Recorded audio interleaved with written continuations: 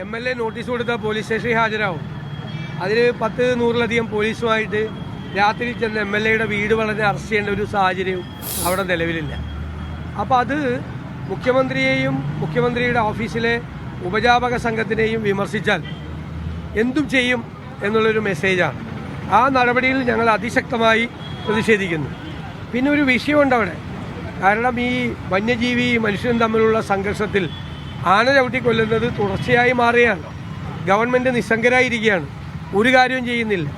വന്യജീവികളുടെ ആക്രമണവും പുതിയ വനനിയമത്തിനുണ്ടാകാൻ പോകുന്ന ഭേദഗതിയും വലിയൊരു അരക്ഷിതത്വ ബോധം ആ മേഖലയിലുള്ള ജനങ്ങൾക്കുണ്ടായിട്ടുണ്ട്. അതുകൊണ്ട് ഇത്തരം സംഭവങ്ങൾ ഉണ്ടാകുമ്പോൾ സ്വാഭാവികമായ പ്രതിഷേധം ഉണ്ടാകും. അവിടെ പോലീസും ഫോറസ്റ്റും ഗവൺമെൻറ് ഉദ്യോഗസ്ഥന്മാരും വളരെ നയപരമായ ഒരു സമീപനമാണ് സ്വീകരിക്കേണ്ടത്. അതിന് പകരം ആ സമരത്തിന് MLAക്ക് സമരത്തിന് നേതൃത്വം കൊടുക്കാതിരിക്കാൻ പറ്റുമോ? MLAയുടെ നിയോജക മണ്ഡലത്തിൽ ഒരാളെ ആന ചവിട്ടിക്കൊന്ന് വലിയ സംഘർഷം നിൽക്കുന്ന സമയത്ത് ജനങ്ങളുടെ കൂടെയല്ലേ നിൽക്കാൻ പറ്റുള്ളൂ. അതിൻ്റെ പേരിൽ ജാമ്യമില്ലാത്ത കേസെടുത്ത് MLAയുടെ വീട് വളഞ്ഞ് അറസ്റ്റ് ചെയ്യുന്ന നടപടിയോട് ഒരു കാരണവശാലും യോജിക്കാൻ പറ്റില്ല. ഞാൻ എപ്പോഴും പറയുന്നത് ആവർത്തിക്കുന്നു, ഇത് കേരളമാണ്. ഈ 12-ാം തീയതി ചേരുന്ന രാഷ്ട്രീയകാര്യ സമിതി യോഗത്തിൽ ഈ PV അൻവറിന്റെ മുന്നണി പ്രവേശനം അടക്കം ചർച്ച ചെയ്യുമോ? അതിന് എളുപ്പത്തിലുണ്ടാകുമോ? രാഷ്ട്രീയകാര്യ സമിതി യോഗം അത് ചർച്ച ചെയ്യില്ല. അത് പിന്നീട് അത് രാഷ്ട്രീയമായി എടുക്കേണ്ട തീരുമാനം. അതും ഇന്നലെ ഉണ്ടായ സംഭവമായിട്ട് യാതൊരു ബന്ധമില്ല. സ്വാഗതം ചെയ്യുന്ന നിലപാടാണോ ഇപ്പോൾ ഉള്ളത്? ആരാ സ്വാഗതം ചെയ്ത്? ഈ UDF അല്ലേ തീരുമാനിക്കേണ്ടത്. UDF ഒരു കക്ഷി എടുക്കണമെങ്കിൽ UDF ആണ് തീരുമാനിക്കേണ്ടത്. അതിൻ്റെ അകത്ത് UDFന് നേതൃത്വം കൊടുക്കുന്ന കോൺഗ്രസ് പാർട്ടി പൊളിറ്റിക്കലായിട്ടുള്ള രാഷ്ട്രീയമായിട്ടുള്ള ഒരു തീരുമാനം എടുക്കണം. ആ തീരുമാനം ഘടകകക്ഷികളെ അറിയിക്കണം. അതിന് ചില നടപടിക്രമങ്ങളുണ്ട്. അതിൻ്റെ സമയമായിട്ടില്ല. സമയമാകുമ്പോൾ ആലോചിക്കും. ഇതിലൊരു അനൗപചാരിക ചർച്ച അല്ല, MLA അടിച്ചു തകർത്തൊന്നുമില്ലല്ലോ. MLA അടിച്ചു തകർത്തായിട്ടുള്ള വിഷ്വൽ വല്ലതും നിങ്ങളുടെ കയ്യിലുണ്ടോ? ഈ PV അൻവറിന്റെ മുന്നണി പ്രവേശനവുമായി ബന്ധപ്പെട്ട് അനൗപചാരിക ചർച്ചകൾ നടന്നുവെന്ന് PK കുഞ്ഞാലിക്കുട്ടി അടക്കം പറയുന്നുണ്ട്. അടുത്ത UDF യോഗത്തിൽ കൃത്യമായി ചർച്ച ചെയ്യുന്നു. എനിക്കറിയില്ല, ഞാൻ നടത്തിയിട്ടില്ല. ഞാൻ UDFന്റെ ചെയർമാനാണ്. ഞാൻ അറിഞ്ഞുകൊണ്ട് ഒരു സംഭാഷണം നടത്തിയിട്ടില്ല. ഒരാളെ അതിനു വേണ്ടിയിട്ട് ഞങ്ങൾ UDF നേതൃത്വം ആരെയും ചുമതലപ്പെടുത്തിയിട്ടില്ല. അല്ലല്ല, ഈ വിഷയത്തിൽ ഞങ്ങൾ നേരത്തെ തന്നെ ഇവിടെ നിങ്ങൾ കോതമംഗലത്തും കുട്ടമ്പുഴയിലും സംസ്ഥാനത്തുടനീളം കോൺഗ്രസ് UDFും ആ പ്രക്ഷോഭത്തിൻ്റെ പാതയിലാണ്.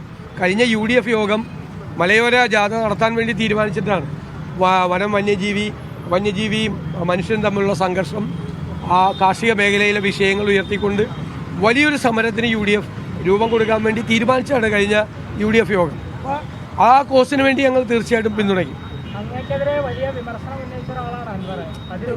അതൊന്നും ചർച്ച ചെയ്യേണ്ട സമയമല്ലല്ലോ ഇത്. ആരായാലും ഇപ്പം എനിക്കെതിരെ വിമർശനം ഉന്നയിച്ച ആളെ രാത്രി പാതിരാത്രിക്ക് വീട്ടിൽ കയറി അറസ്റ്റ് ചെയ്തുകൊണ്ട് പോകാം എന്ന് പറയുമ്പോൾ ഞാൻ അതിനെ സപ്പോർട്ട് ചെയ്യും. ഞാൻ അത്തരക്കാരനല്ല. എന്നെ വിമർശിച്ച ഒരാളെ അത് ശരിയായിരിക്കും, അദ്ദേഹത്തിന് അത് വിമർശിക്കാനുള്ള സ്വാതന്ത്ര്യമുണ്ട്. എന്ന് പറഞ്ഞാൽ ആളെ ഒരു MLA രാത്രി വീട്ടിൽ കയറി 10-120 പോലീസുകാർ വീട് വളഞ്ഞ് അറസ്റ്റ് ചെയ്തുകൊണ്ട് കൊണ്ട് എന്ത് സാഹചര്യം സാഹചര്യമാണ് ഉണ്ടായത്?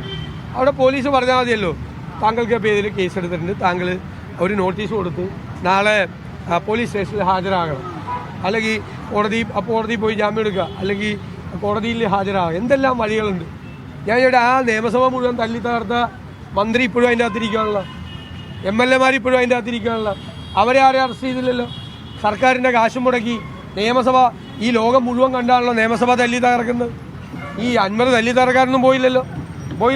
തല്ലി തകർത്ത ആളുകളെ സംരക്ഷിച്ച പാർട്ടിയല്ലേ ഇത്. അതുപോലെ ഇപ്പോൾ 2 കൊച്ചുങ്ങളെ അല്ലേ, 2 മക്കളെ കൊന്ന ഈ പ്രതികളെ, കൊടും ക്രിമിനലുകളെ ജയിലിൻ്റെ മുമ്പിൽ നിന്ന് അഭിവാദ്യം അർപ്പിച്ച് സ്വീകരിക്കുന്നൊരു പാർട്ടിയാണ്. എന്തൊരു പാർട്ടിയാണിത്? കൊല്ലാനും കൊല ചെയ്യാനും ഞങ്ങൾക്ക് അവകാശമുണ്ട് എന്ന് പ്രഖ്യാപിക്കുന്ന അപരിഷ്കൃതരുടെ കൂട്ടമാണ് CPM എന്ന് പറയുന്നത്. കൊന്നവനെ സംരക്ഷിക്കാൻ നമ്മുടെ നികുതി പണം എടുത്ത് വക്കീലന്മാരെ കൊണ്ടുവരുന്ന പാർട്ടിയും ഗവൺമെൻറ്റുമാണ് കേരളം ഭരിക്കുന്നത്. 2 കുഞ്ഞുങ്ങളെ, 2 കുടുംബത്തിൻ്റെ പ്രതീക്ഷയായ 2 ചെറുപ്പക്കാരെ ക്രൂരമായി വെട്ടിക്കൊന്നതിന് കോടതി ഇരട്ട ജീവപര്യന്തം ശിക്ഷിച്ച പ്രതികളെ ജയിലിൻ്റെ മുമ്പിൽ ചെന്ന് സ്വീകരിച്ച് ആനയിക്കുക. അതൊരു സ്ഥാനത്തിരിക്കുന്ന ഒരാൾ ആ ജയിൽ ഉപദേശക സമിതി അംഗത്തിൽ നിന്ന് ആ P ജയരാജനെ പുറത്താക്കണം. ഈ പാർട്ടിക്ക് നാണമില്ലേ ഈ ക്രിമിനലുകളെ സംരക്ഷിക്കാൻ? ഇവർ ഏത് യുഗത്തിലാണ് ജീവിക്കുന്നത്? ഈ നൂറ്റാണ്ടിലാണ് ഇവർ ജീവിക്കുന്നത്? ഇത് ഞാൻ പറഞ്ഞതുപോലെ അന്തർദേശീയ തലത്തിൽ പ്രവർത്തിക്കുന്ന തീവ്രവാദ സംഘടനകളെ പോലും ലജ്ജിപ്പിക്കുന്ന തരത്തിലുള്ള നാണക്കേടാണിത്. കേരളത്തിന് അപമാനമാണ്. ഇരട്ട ജീവപര്യന്തം കിട്ടിയ പ്രതികളെ ഈ സംസ്ഥാനം ഭരിക്കുന്ന പാർട്ടിയുടെ നേതാക്കന്മാർ ജയിലിന്റെ മുമ്പിൽ ചെന്ന് അഭിവാദ്യം ചെയ്ത് സ്വീകരിക്കുക. എന്താ സ്ഥിതി കേരളത്തിന്റെ? ഇവരാണോ കേരളത്തിന്റെ നീതിന്യായ വ്യവസ്ഥ ഉറപ്പുവരുത്താൻ പോകുന്നത്? അതാണോ ചെയ്യാൻ പോകുന്നത്? എന്തൊരു കൂട്ടക്കൊലയാണ് ചെയ്തത്. എന്നിട്ട് ആ പ്രതികൾക്ക് മുഴുവൻ സംരക്ഷണം കൊടുക്കുക. പാർട്ടി ചെന്ന് എല്ലാ സംവിധാനം ചെയ്ത് കൊടുക്കുക. ആ ജയിലെ AC മുറിയാക്കി കൊടുക്കുക. AC മുറിയാക്കി കൊടുക്കുക. നമ്മുടെ TP ചന്ദ്രശേഖരൻ കേസിലെ പ്രതികൾക്ക് എല്ലാ സൗകര്യവും ഉണ്ടല്ലോ.